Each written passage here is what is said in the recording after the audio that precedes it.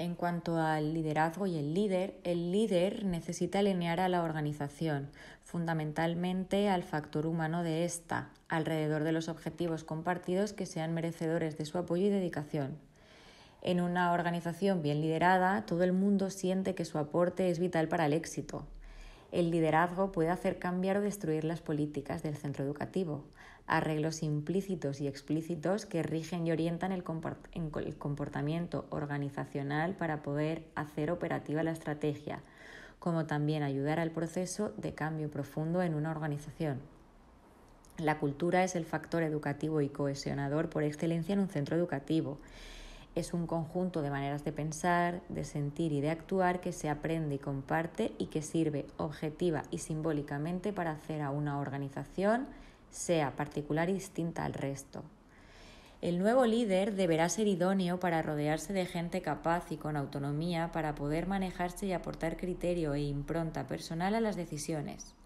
Sin un liderazgo claro, moderno, que contagie, la organización no va a poder adecuar su comportamiento organizacional a las necesidades del entorno actual. Un liderazgo basado en las personas, en equipos, en redes y en estructuras diferentes, que debe desarrollar dinámicamente los principios mental, emocional y físico. Un liderazgo que considera la visión y el posicionamiento deseados con coraje para remover las estructuras existentes, donde la base es la comunicación y la integración entre las personas y entre las organizaciones. ¿Y qué es un líder? La Real Academia de la Lengua define líder como la persona a la que un grupo sigue reconociéndola como su jefe u orientadora. El concepto de liderazgo ha sido abordado por numerosos autores. Con todo y con eso no existe una definición formal y comúnmente aceptada que defina el concepto de líder como tal, entre otras cosas porque es este un concepto que se encuentra en constante revisión. Sin embargo, sí que existe un cierto consenso sobre cuáles son las características de una persona que tiene capacidades de liderazgo. Algunas de estas características son: un líder es una persona capaz de desarrollar a las personas que le rodean, mantiene abierta la comunicación con ellas y las motiva siempre. Eleva la confianza en sí mismas y actúa mucho y siempre de forma ética. A pesar de los estereotipos, no es forzosamente un líder quien tiene atractivo, magnetismo o carisma personal. Un líder es elegido por el propio grupo porque representa mejor los intereses de todos. Tiene psicología para saber lo que necesita el grupo y tiene estatus, experiencia y conocimientos. Un líder es una persona capaz de crear confianza. Confianza es la capacidad para hacerse deliberadamente dependiente de otra persona, por creer que quiere cumplir lo que se dice y ser capaz de mantenerlo. Esto significa que son personas capaces de ponerse en el lugar del otro porque piensan y estiman lo que es bueno para ellos y para los demás. Son personas que aceptan un compromiso de naturaleza interpersonal, que le dan libertad a los demás para que respondan de sí mismos, que consiguen que sus seguidores se autocontrolen porque se autocomprometen para moverse en la dirección que ellos han establecido. Son personas a las que se eligen, se reconocen, se aprecian y se les pide que se responsabilicen porque se les considera competentes, capaces, inteligentes y honestos. Un líder lucha contra el individualismo, porque para un líder el trabajo en equipo es sobre todo un principio más que una necesidad de gestión o de organización. El individualismo para él es un fallo. Son personas que aprenden de los errores y no usan la disciplina. ¿Cómo actuar cuando un colaborador, sin cometer una falta grave, ha tenido un comportamiento incorrecto? Lo que no debe hacer es enfadarse o enfurecerse, ni reprimirse, ni reprimirle, ni decirle que ha hecho algo que no debía. Lo que sí que debe hacer es afrontar el incidente, aprender de él y hacerle reflexionar positivamente sobre su propia conducta para que él mismo diga lo que tiene que hacer. Son personas que tienen las ideas claras y son capaces de exponerlas con un discurso claro y sencillo que difícilmente se pueda poner en duda. En cuanto a liderazgo e inteligencia emocional, en palabras de Daniel Goleman, la diferencia entre un gran líder y un buen líder no son su cociente intelectual ni su capacidad técnica. es lo que se ha venido a denominar inteligencia emocional. Como todos sabemos, la inteligencia emocional es un conjunto de habilidades que permiten a los mejores líderes maximizar su rendimiento y el de sus seguidores. Goleman fue el primero en acuñar el término inteligencia emocional y encontró que las cualidades asociadas tradicionalmente al liderazgo, como son la inteligencia, la tenacidad, determinación y visión, no eran suficientes para el éxito, sino que los líderes realmente efectivos se distinguían también por un alto grado de inteligencia emocional, que incluye el autoconocimiento, autocontrol, motivación, empatía y habilidades sociales.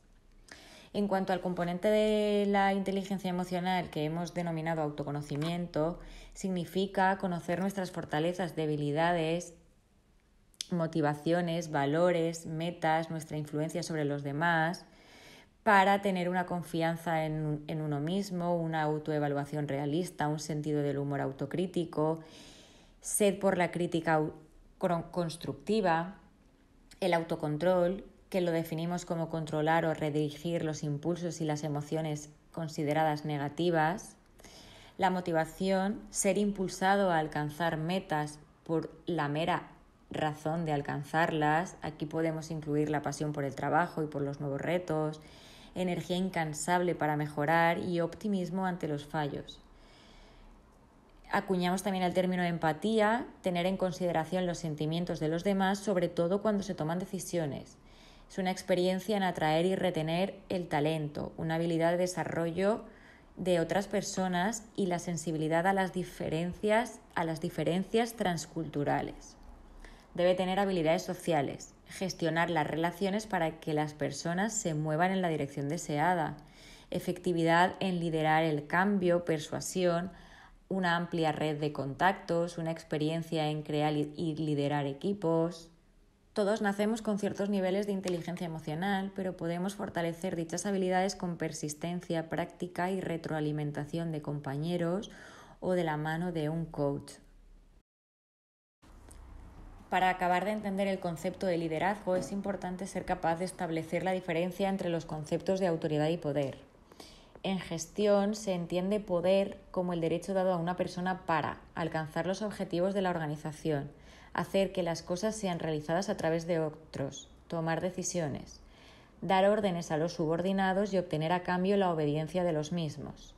En el poder siempre se fluye hacia abajo, se delega desde lo más alto hasta lo más bajo. La autoridad es un concepto mucho más amplio que el poder. La autoridad es la capacidad de una persona o un grupo de influenciar en las creencias y acciones de otras personas. Es la capacidad de influenciar sobre los acontecimientos. La autoridad puede ser personal. Una persona obtiene su autoridad personal desde su personalidad o por su conocimiento. En una organización, el poder se puede diferenciar de la autoridad en los siguientes aspectos. En la naturaleza, el poder es un derecho formal dado a un directivo para tomar decisiones o mandar, y la autoridad es la capacidad personal de influenciar sobre los demás o sobre las situaciones. El flujo. El poder fluye hacia abajo en la organización porque está delegado de los superiores a los subordinados, en este caso del equipo directivo al equipo docente. La autoridad no fluye en ninguna dirección. Incluso los subordinados, el equipo docente, tiene autoridad sobre sus superiores si pueden influenciar en su comportamiento. Así el poder puede fluir hacia arriba, hacia abajo o de forma horizontal. En cuanto a los organigramas, las relaciones de poder en las relaciones superior-subordinado, equipo directivo, equipo docente, pueden mostrarse en los organigramas. En las relaciones de autoridad no se pueden mostrar en organigramas. El nivel de gestión. El poder depende del puesto en el que se encuentre una persona en la organización. A puesto más alto, mayor poder y viceversa. La autoridad no depende del puesto. Puede aparecer en cualquier nivel de la organización. Incluso un mando de bajo nivel o un trabajador pueden tener autoridad para influenciar en el comportamiento de un directivo. Legitimidad. El poder es siempre algo de naturaleza oficial, así pues es legítimo. La autoridad no es necesariamente de naturaleza oficial, así puede no ser legítima. El puesto y persona. El poder es dado a un puesto. El directivo obtiene el poder solo cuando ocupa dicho puesto. La autoridad vive en la persona que lo utiliza. También debemos saber que no es lo mismo liderar que gestionar. De hecho, se puede ser un buen gestor y no tener habilidades de liderazgo. La principal diferencia entre uno y otro es que un buen gestor pone la mente en lo que hace, mientras que un líder además es capaz de poner el alma. Las características más frecuentes que definen a los buenos gestores son que son racionales y fríos, persistentes y analíticos, suelen ser inflexibles y estructurados, les gusta mantener, estandarizar y repetir, son independientes, son prudentes, frecuentemente son autoritarios, plantean los pasos en detalle y controlan su seguimiento. En cambio, las características que son más comunes a los buenos líderes son que son frecuentemente visionarios y apasionados, son innovadores y emocionales, suelen ser flexibles e imaginativos, son interdependientes, buscan el riesgo controlado, son delegativos y desarrollan una versión y visión de futuro e intensifican estrategia de cambio. Hablando de estilos de liderazgo, al igual que ocurre con la definición de liderazgo, en la historia reciente existen múltiples estudios que abordan una clasificación de los estilos en función de las características que presenta el líder. Aquí podréis ver un cuadro que aborda los estudios más recientes y clasifican los estilos de liderazgo en función de dos variables: el interés de las personas y el interés por las tareas. En base a estas variables se definen 5 estilos de liderazgo distintos. A continuación voy a decir las principales características de cada uno de los estilos de liderazgo y, como he dicho, se clasifican en 5. El primero es participativo.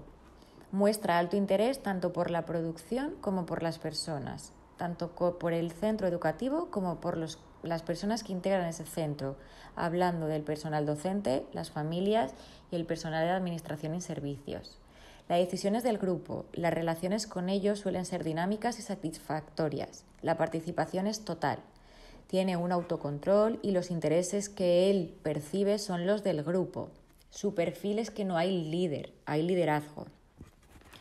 Encontramos al democrático, que muestra intereses medios por ambos conceptos, tanto por tareas como por personas. Es un líder basado en la mayoría, es una decisión que ha tomado la mayoría del equipo para que sea el líder él.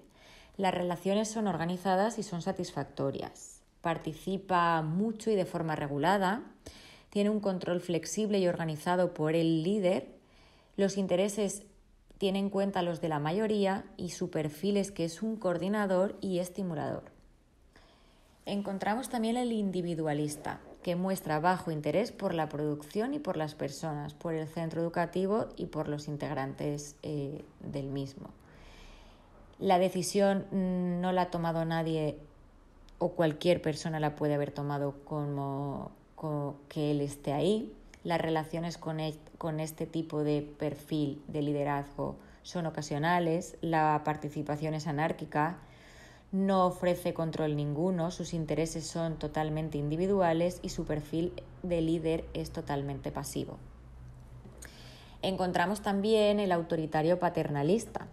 Muestra bajo interés por la producción o por el centro educativo, pero muy alto interés por las personas. Es un líder mirando al grupo, sus relaciones son sumisas y dependientes, su participación es escasa y está mal distribuida. Tiene un control persuasivo, indirecto y normalmente está condicionado por el exterior. Los intereses son los del grupo, interpretados por el propio líder, por él mismo, y su perfil es totalmente dominante. Y por último nos encontramos con el autoritario autocrítico, que muestra un alto interés por la producción, por el centro educativo y un bajo interés por las personas. La decisión es del líder, sus relaciones son sumisas, frías y se crea un clima de tensión, la participación con el equipo docente es nula, el control es rígido, jerárquico y proviene del exterior, los intereses son los propios, son los del líder, los suyos, y su perfil es totalmente pasivo también. Y después de esto, ¿cuál es el estilo ideal de liderazgo?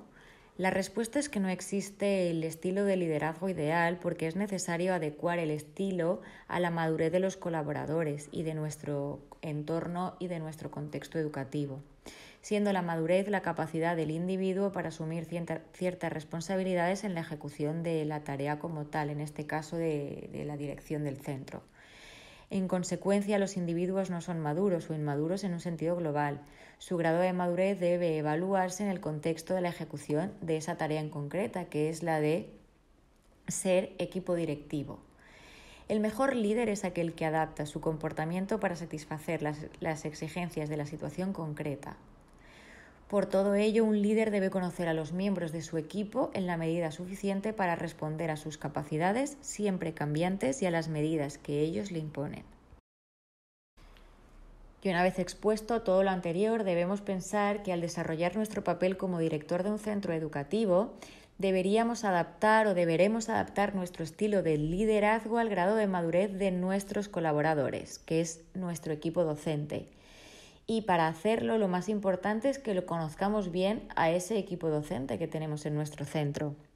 Debemos conocer qué capacidades tienen, con qué destreza pueden desarrollar las distintas tareas que les encomendemos y qué apoyo socioemocional requieren en cada momento.